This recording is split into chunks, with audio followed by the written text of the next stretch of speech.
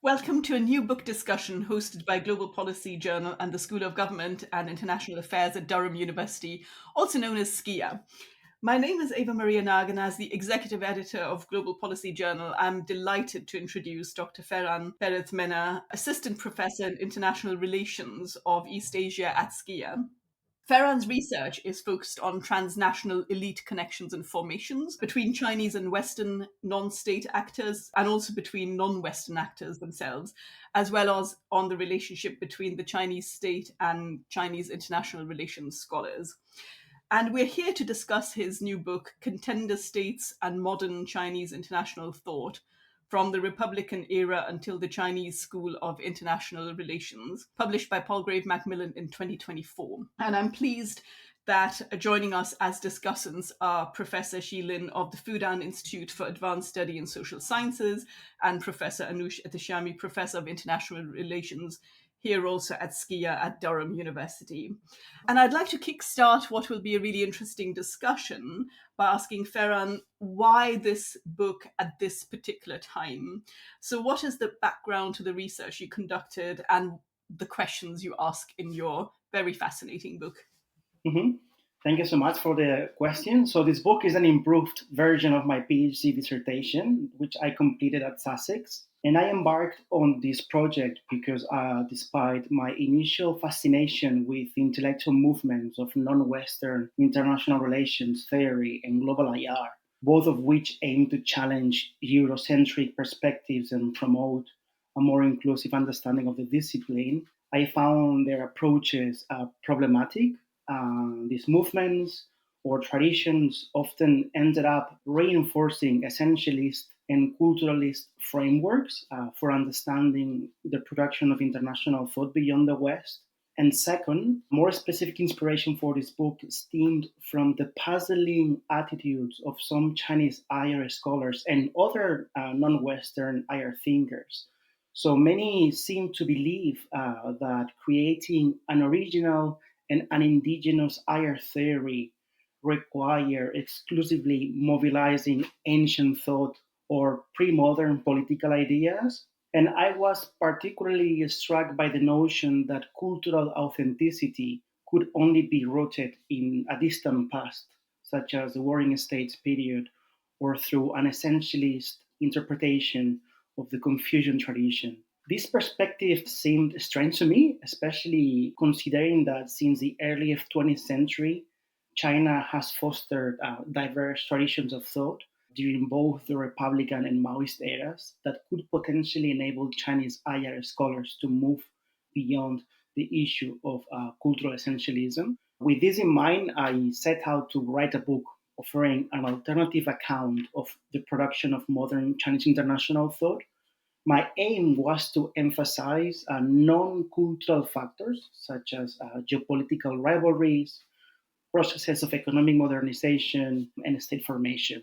Additionally, I sought to provide a more holistic understanding of the knowledge production and one that acknowledges the transnational dimension inherent in this process by recognizing how the production of international thought is always mediated by global interactions. And I was hoping that this book could offer a fresh perspective on the development of Chinese international thought. That's fascinating, Ferran. Thank you so much for what is a really comprehensive summary of the book.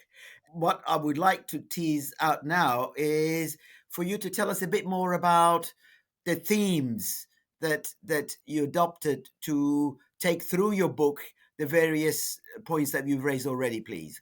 Mhm. So the book's central themes revolved around the key elements that, in my view, have shaped the production of modern Chinese international thought since 1912. This includes geopolitical rivalries, processes of modernization, state formation, and the influence of transnational connections.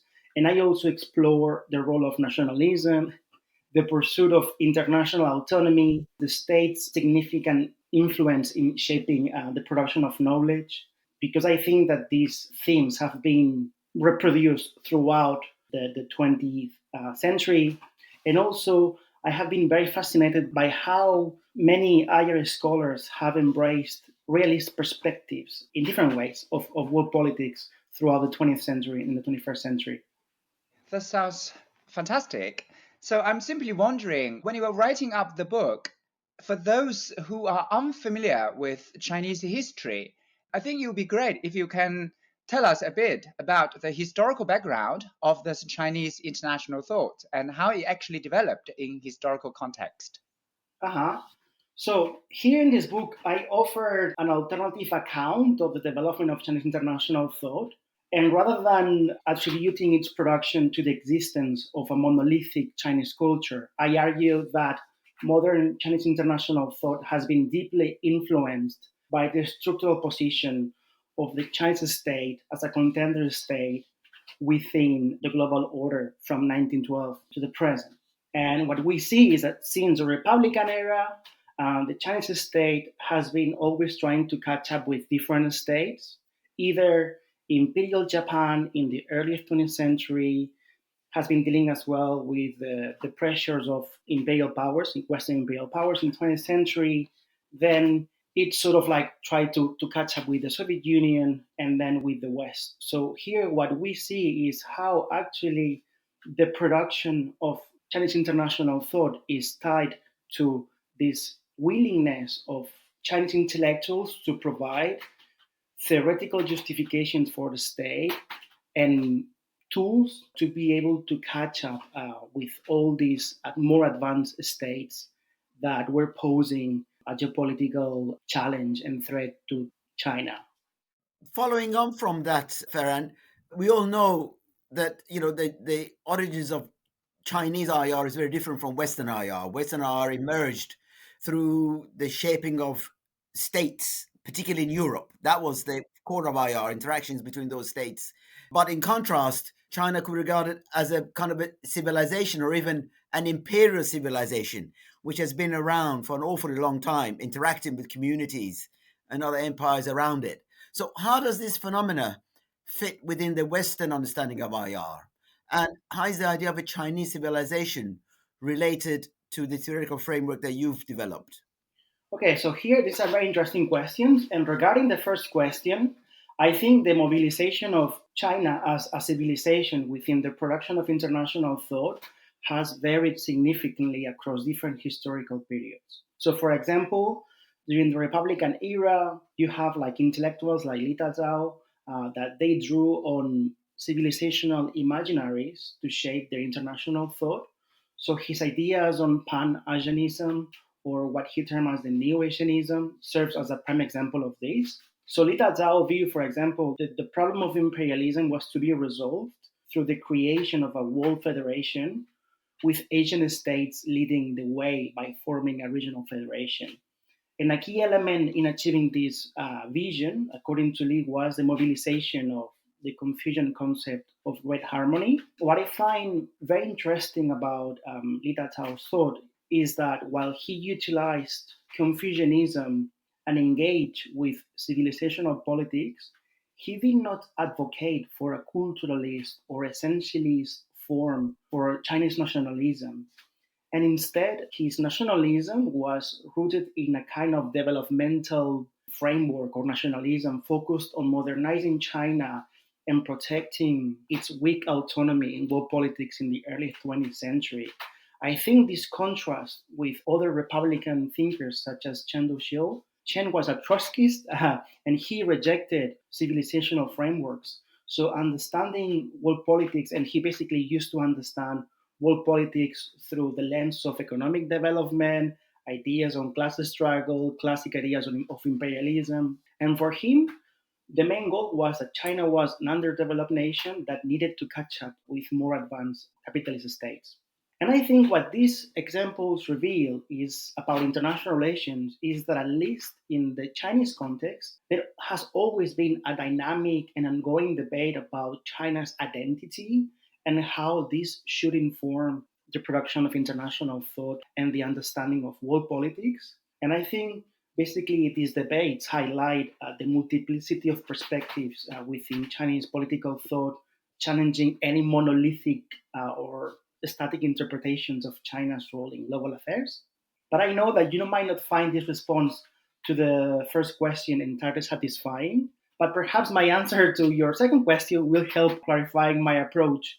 In my book, I approach the concept of China as a distinct civilization or a civilizational state with a degree of skepticism. And while I acknowledge that China's historical trajectory has been marked by, fascinating and unique political and social economic transformations, alongside a certain cultural specificity, I aim to deconstruct the very notion of a monolithic Chinese civilization. And to do so, I analyze how the idea of civilization has been politically constructed in different historical contexts, particularly during the Republican era and then the post reform period after 1978.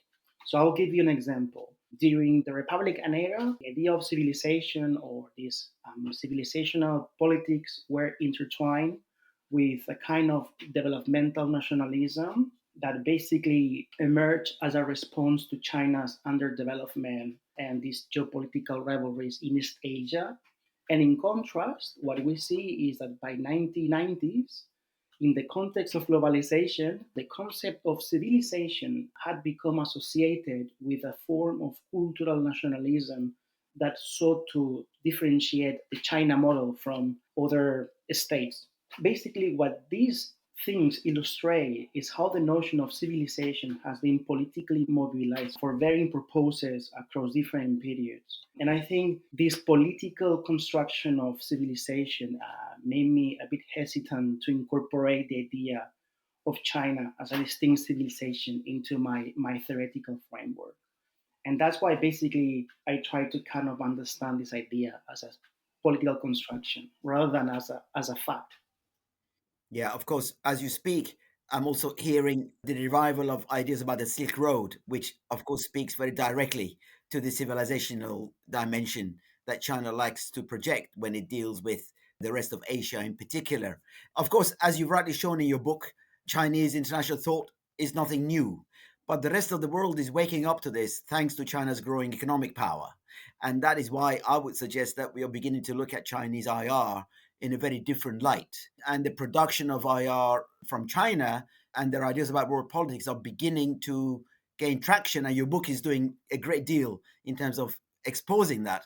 But is it not a danger that Chinese IR could lead to exceptionalism in the similar ways that American thinking about IR led to American exceptionalism? Mhm. Yes, there is a significant risk. And to be honest, I'm not sure whether like Chinese IR scholars who are involved in promoting, or some of these scholars who are involved in promoting these exceptionalist ideas fully grasps the negative implications of this. In my view, exceptionalism represents a really poor strategic decision for China. On the one hand, it basically fosters the notion that external analysts cannot understand China. And this creates a dangerous gap in our understanding of China. So, if we are being told that China is this special place that we cannot fully understand unless you are Chinese, so then how can policymakers outside of China can craft policies that might avert conflict or even promote cooperation, right? So I think there's this strategic problem there. And I think also exceptionalism risks projecting an image of hubris, right? Which further complicates the current international context that we are dealing with, right?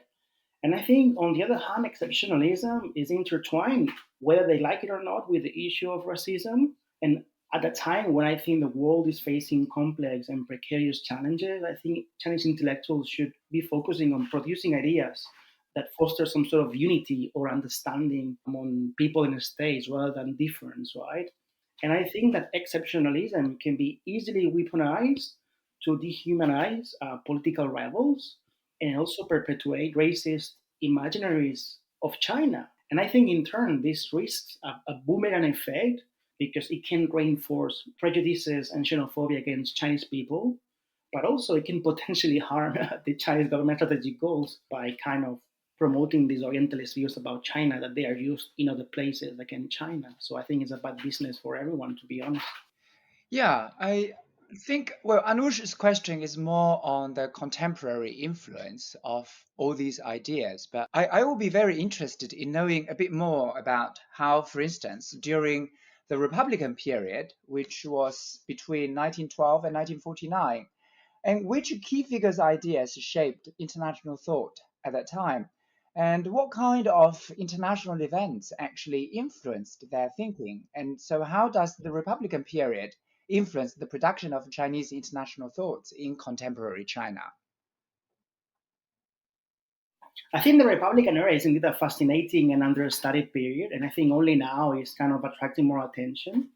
I think my focus is only on key figures that have been overlooked as producers of international thought.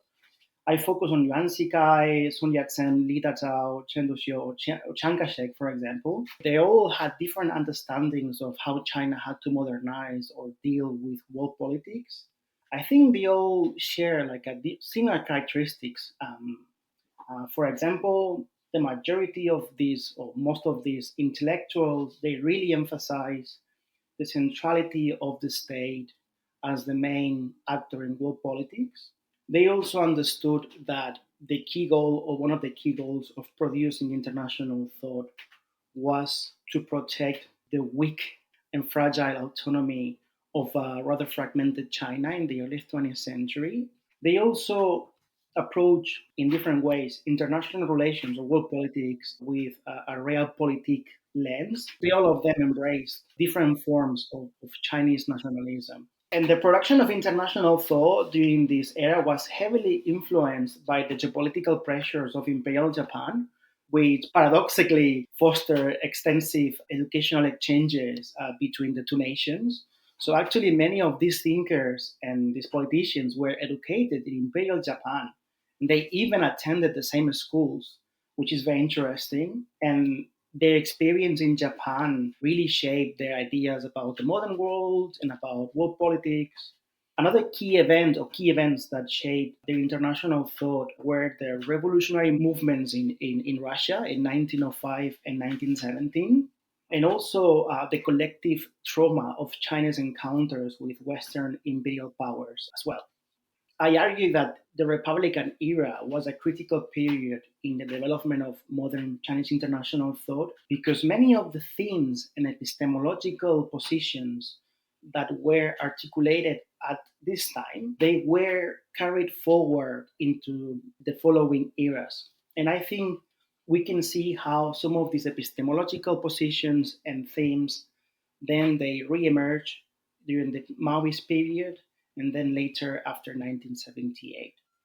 The main difference is that during the Maoist period and then during the post reform era or the reform era, all these ideas and epistemological positions were materialized through the mainstream ideas of that time. So at the Maoist era, we can see how these Republican ideas were reproduced through Mao Zedong's thought, for example, or through the mobilization of Marxism. And we can see how after 1978, all these ideas were reproduced and crystallized through the importation of Anglo American IR theory. Okay, so since you've mentioned the post-reform era and then also the past few decades since 1978, could you introduce some of the main contemporary Chinese IR scholars, their ideas and their implications for foreign policy, and who are they? So actually, this is a very challenging question because there are so many Chinese IR scholars deserving recognition. The most important ones are Wang Jizhou, Ni Xixiong, Xi Hong, Su Changhe, Meng Honghua, and Liang Shoute, for example. And even the ones that you mentioned to me, like Li Yingtao and Fan Roulan, which I did not analyze in my work, but they also made to be mentioned. And among those who might be more familiar to the audience are prominent figures like Yang Shuitong and Qin Yaqing and Ren Xiao, who they are key participants or key figures in the Chinese School of International Relations. And I think while all their theoretical approaches and specific ideas are different, I think there's a common thread in the work of many prominent Chinese scholars. And it's their focus on ensuring the autonomy of the Chinese state in the global order. And we can see that this focus has persisted through the process of globalization in the 90s and now in the current era. So we can see how there is a thread there of how China can maintain its autonomy. And I think that question is context specific because their answers have been different during the globalization era and now that we are moving towards a more fragmented international system.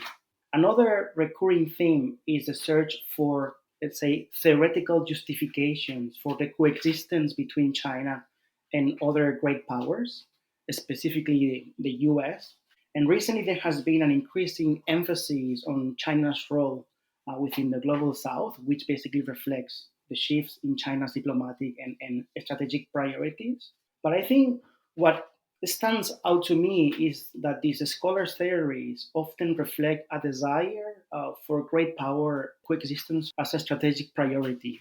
If policymakers outside of China were to engage seriously with these frameworks, they might interpret these frameworks as signals of China's preferences for maybe stability and cooperation among great powers. It could be that the reason why that's the case is for pragmatic reasons, because I think that Chinese intellectuals, people who are doing strategy in China, they know that only a peaceful coexistence between China and other great powers is only the way, or perhaps the best way, to be able to solve the internal problems that China is facing in an orderly way. Because they know that if China engages in a geopolitical competition with other great powers, they might not be able to carry on with these internal reforms that the Chinese state is undergoing.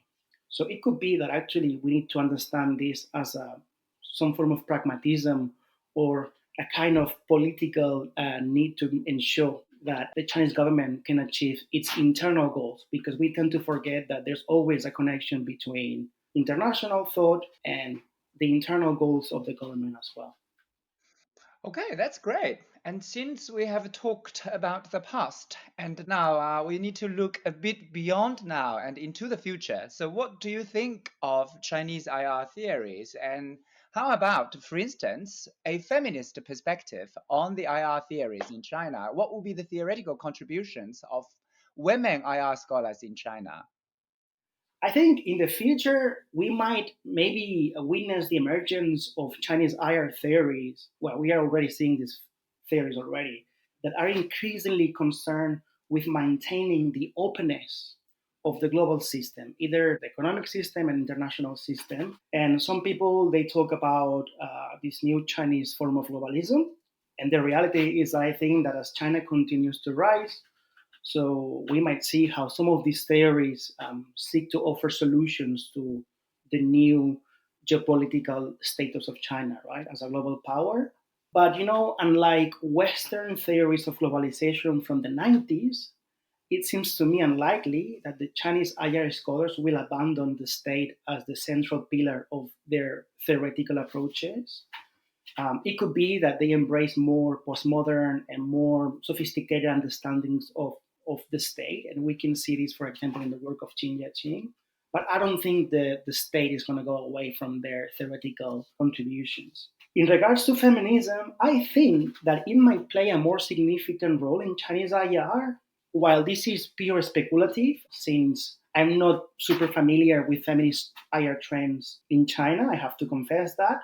I think that feminism in China might emerge as a kind of distinct form of feminism that it might try to provide an alternative to Western liberal feminist understandings of world politics. Or it could be that Chinese feminism ends up as a form of hybrid between, these liberal Western feminisms and some forms of Chinese feminism. But again, I'm not the best person to talk about this. But what I think about Chinese feminism is that one of the challenges that it faces is that I think it should retain its critical ethos as a form of knowledge from below.